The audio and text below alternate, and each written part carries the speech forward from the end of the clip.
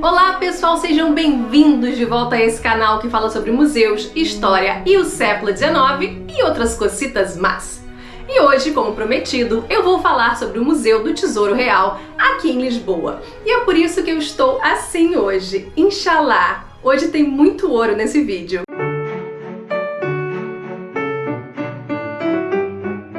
Bom pessoal, no vídeo passado eu mostrei para vocês um grupo de dança histórica, o Danças com História, dançando ali no Museu do Tesouro Real em Lisboa.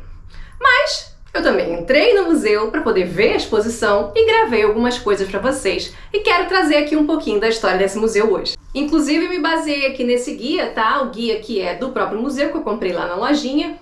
Por sinal, a lojinha tem muita coisa legal para vocês comprarem. E eu quero começar primeiro situando vocês aonde que fica esse museu. Seguinte, como vocês podem ver aqui, o Museu do Tesouro Real fica onde? No Palácio da Ajuda. E a área onde fica esse museu, ali no Palácio da Ajuda, ela é mais recente. Por quê? Bom, vamos pensar o seguinte, vamos pensar na família real portuguesa quando eles moravam no Brasil. Só ali naquele curto período de tempo em que eles ficaram no Brasil e depois, né, que parte da família ficou ali já como Império do Brasil, o Brasil já independente. Quantos palácios nós tínhamos? A gente tinha o de São Cristóvão, né, que é o original onde a família morava. A gente tem o Palácio de Trabalho, né, que é o Paço Imperial, que fica ali na Praça 15, né, que fica ali bem no centro da cidade. E a gente também tem o quê? O Palácio de Férias, que é o Palácio de Petrópolis, que hoje é o Museu Imperial lá em Petrópolis. Além disso, você pode começar a pensar assim, se você quiser desdobrar um pouquinho, que a gente tinha também o Paço Isabel, que hoje em dia é o Palácio Guanabara, né? Ali em Laranjeiras, e também tinha a casa dela ali em Petrópolis, que também era como se fosse um Paço Isabel ali em Petrópolis. Mas aí a gente já tá forçando um pouco a barra. Então, como vocês podem ver, famílias reais costumam ter algumas casas, alguns palácios. Assim, gente, como os ricaços de hoje em dia, eles também não moram numa casa só. Eles têm uma casa em Paris, uma casa em Nova York, uma casa no Rio de Janeiro, uma casa em Angra dos Reis. E assim segue a riqueza. Aqui em Lisboa não era diferente, né, gente? O palácio principal aqui em Lisboa era o Paço da Ribeira, que fica ali, né, ou melhor, ele ficava ali na Praça do Comércio, tá? Aqui em Lisboa, para quem conhece Lisboa, ficava bem ali na Praça do Comércio. Ele era bem antigo, tá? E ele era, digamos assim, o principal. Mas é óbvio que em Sintra, que é aqui do lado, né? A Sintra é como se fosse uma Petrópolis dele. Olha aí, as referências que eu trago são as referências do Brasil, entendeu? Não é Petrópolis que é como se fosse Sintra, não. É Sintra que é como se fosse uma Petrópolis deles. Então, lá em Sintra também tem um palácio que remonta a 1500 e lá vai fumaça, tá? Tá lá pra vocês visitarem, né? É o Palácio Nacional de Sintra, lindo, maravilhoso. Também posso trazer algumas imagens aqui pra vocês. Ah, eu não posso esquecer do Palácio de Queluz, né? O Palácio de Queluz é onde nasceu e aonde morreu o Dom Pedro I, que aqui é Dom Pedro IV. A gente também tem o Palácio de Mafra. Mafra também tem um palácio gigantesco. E a gente tem o Palácio Nacional da Ajuda. Por quê? Vamos contar a história do Palácio Nacional da Ajuda. Como já falei pra vocês também num vídeo anterior, também vou deixar aqui em cima pra vocês verem, houve um grande terremoto aqui em Lisboa no ano de 1755. Como vocês sabem, destruiu praticamente a cidade toda. Inclusive, gente, um palácio foi destruído, que é o tal do Paço da Ribeira, que era um desses principais. Por sorte da família real, eles não estavam no Paço da Ribeira, eles estavam em Mafra. Então, como eles perderam o Paço da Ribeira, eles tiveram que fazer um novo. Em que área? Nessa área daqui, tá? Da Ajuda. A princípio, eles moravam numa espécie de barraca real, né? Inclusive a população apelidou de barraca real ou tendas reais. Era uma estrutura mais precária, que por alguns anos foi assim. E foi assim mais ou menos de 1755, 1750 e alguma coisa, até 1794. Porque em 1794, essa estrutura aí, ela pegou fogo, né? O negócio realmente, a desgraça é muita. Então, a partir de 1795, ou seja, bem pertinho já do século XIX, né? Faltando aí 5 aninhos para o século XIX começar, finalmente foi lançada a pedra fundamental, né? O início da construção do Palácio Nacional da Ajuda, que pela por esse período que eu tô contando para vocês, finalzinho do 18, iniciozinho do 19, ele é um prédio neoclássico, lindo neoclássico. Como vocês podem imaginar, uma obra dessa demora a ficar pronta, né? E já em 1807, em novembro de 1807, vocês sabem que a família real teve que fugir de Portugal para o Brasil, e é natural que a obra desse palácio tenha demorado bastante tempo até terminar, né? E nessa história toda que eu tô contando para vocês, pessoal, o que é um tesouro real? É basicamente, gente, as joias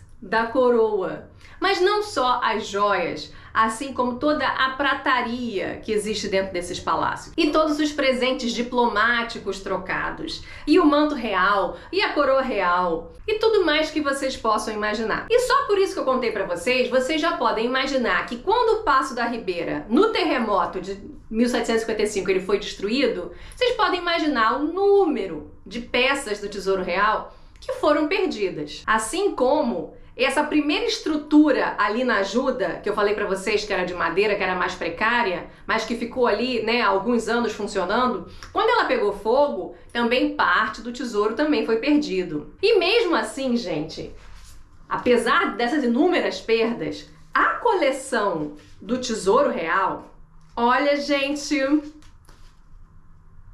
se eu fosse vocês e estivesse aqui em Lisboa, eu visitava, viu? Porque é um negócio, mas é um negócio, eu que gosto de joias, eu fico babando. E o que também é muito interessante dessa coleção é que parte dessa coleção também foi ao Brasil. Porque com a ida da família real para o Brasil, eles levaram parte do Tesouro Real, grande parte do Tesouro Real foi com eles. E também depois, grande parte desse Tesouro Real também voltou do Rio de Janeiro aqui de volta para Lisboa. Mas voltando a falar do Palácio Nacional da Ajuda, como eu contei para vocês que a obra foi demorando, isso é natural quando você pega a história de Versalhes. A Versalhes da época do Luís XIV, ela não é a Versalhes que você conhece hoje. Inúmeros reis que foram passando ali foram aumentando, foram fazendo alas, faz uma ala nova, faz uma ala aqui, faz um jardim maior acolá. É natural que haja aumentos com o passar do tempo. Então, gente, nesse Palácio Nacional da Ajuda, havia um lado do palácio, que era o lado poente, que não havia sido terminado até o início do século XX, ou seja, até 1910. O que acontece em 1910? É proclamada a República aqui em Portugal e a monarquia termina. Ou seja, a monarquia termina no Brasil em 1889 e aqui em Portugal a monarquia termina em 1910. Sendo que aqui o negócio ainda foi bem trágico, porque 2 anos antes, né, em 1908, o rei e o seu filho eles foram assassinados assim, em praça pública. E aí 2 anos depois foi proclamada a República em 1910. Então tá, então foi proclamada a República e essa ala, onde está o museu hoje, ela não tinha sido terminada ainda. E passaram-se vários anos, décadas do século XX, né, com o Ministério da Cultura, com o governo português de maneira geral, querendo ver se eles iam conseguir terminar essa ala do palácio, se não iam, o que iam fazer com essa nova ala do palácio, o que não iam. E finalmente, gente, já assim, agora, há pouco tempo, essa nova ala, a ala poente do Palácio Nacional da Ajuda, ela finalmente foi terminada. É claro que se você for visitar o Palácio Nacional da Ajuda, por não é mais um dos vídeos que eu quero trazer aqui para vocês, tem toda a ala antiga, essa daí que eu falei para vocês que começou em 1795, tá? E que passou o início aí dos 1800, do século XIX sendo feita, que é um palácio lindo, esses palácios das antigas que vocês conhecem pela Europa, tá? Cheio de tapete vermelho, cheio de quadro, cheio de lustre, ou seja, um local onde moraram inúmeros reis e príncipes aqui de Portugal. Então, gente, se vocês forem visitar esse museu aqui em Portugal, aqui em Lisboa, o que vocês vão ver? Bom, vocês vão ver muito ouro do Brasil, obviamente, até porque esse guia daqui, ó, se vocês olharem bem aqui assim, ó, em 1700, tá vendo? Eles falam já o seguinte: veja, grande parte desse tesouro real, ele não existiria se não fossem as descobertas de jazidas de ouro e de diamante do Brasil. Até porque, como eu falei para vocês, muito se perdeu no terremoto de 1755. Só que na década de 50 do século 18, 1755 lá no Brasil, minha gente, tava saindo muito ouro ainda. Então assim, por mais que o terremoto tenha sido um baque nas finanças de Portugal, assim, um baque tremendo, olha, Portugal só não deixou de existir, digamos assim, porque o Brasil estava lá como colônia, viu? E por sinal, uma das peças assim que mais faz sucesso nesse museu é uma famosa pepita de ouro que veio do Brasil, da região de Goiás, lá do século XVIII, que ela é uma das maiores do mundo, tá? Aqui, ó, essa pepita daqui, eu vou mostrar a imagem pra vocês, é um pedregulho desse tamanho, tá? De ouro maciço. É incrível, o negócio é incrível. E eles colocam aqui, ó, conta-se na segunda metade do século XVIII, em Goiás, no arraial de Água Quente, foi achada uma grande pepita com semelhante peso e que, dada a sua raridade, foi enviada para ajuda em Lisboa. Ou seja, eles acham que essa pedra daí é justamente essa que está aqui agora. Essa pepita que escapou às invasões napoleônicas. Também tem lá dentro uma pedra de diamante gigantesca que também veio do Brasil, né? Ou seja, as referências ao Brasil são muito óbvias. Além disso, existe uma área ali dentro que mostra tanto o manto real, quanto a coroa, quanto o cetro real de alguns reis de Portugal. Um deles é o do Dom João VI, que foi aclamado rei aonde? No Brasil, no Rio de Janeiro. Então aquela coroa, aquele cetro e aquele manto que estão ali em exposição, eles foram feitos no Brasil. Então, obviamente com ouro brasileiro e com mão de obra, mesmo que fossem portugueses ou outros europeus que estivessem ali dentro, aquilo foi coisa feita no Brasil. Mas quando Dom João VI teve que voltar a Lisboa, ele trouxe com ele. Outro ponto alto desse museu, aí pra mim realmente assim, eu acho incrível, é a Ordem do Tozão de Ouro, que foi o Dom João VI que também mandou fazer, tá? Gente, aqui, tô mostrando foto aqui que eu sou uma bobona, né? Porque no fundo eu gravei lá, eu vou filmar pra vocês, eu vou mostrar aqui pra vocês o diamante brilhando, é um negócio. E se vocês repararem bem, tem inclusive um carneiro aqui abatido aqui embaixo, na parte de baixo, tá certo? Essa pedra azul que vocês estão vendo é uma safira enorme. Isso aqui são rubis, essas pedras vermelhas que vocês estão vendo aqui são rubis. Fora esses diamantes aqui em cima que... Gente, quanto que deve ter em quilate de diamante aqui? E é muito legal que quando você olha algumas imagens de Dom João VI, todo paramentado, você vê muito grande. Isso aqui é enorme aqui no peito, é bem grande. Ele usava bastante essa ordem do Tozão de Ouro. E quando você encontra algumas imagens do Dom Pedro I, né, que é o filho dele, você também vê ele usando a ordem do Tozão de Ouro. Tanto que aquela novela da Globo, que mostrava o Brasil ali próximo da independência, mostrava o Dom Pedro I, a Leopoldina, a amante do Dom Pedro I. Você também vê, a Globo fez uma réplica desse Tozão de Ouro, né, pro Caio Castro, que era Dom Pedro I, por ele usar. E assim, ficou muito parecido. Eu olhava assim, gente, não acredito, a Globo fez uma réplica desse troço. Pois bem, se você quiser ver o original, tá aqui, tá? E assim, tem outras coisas que são babado. Por quê? Porque, gente, depois houve inúmeros outros reis e rainhas, porque a monarquia aqui só acabou em 1910. Então imagina a quantidade de presente, de coisa que eles compraram nessa vida. Eu acho que o laço de esmeralda é um negócio assim, olha...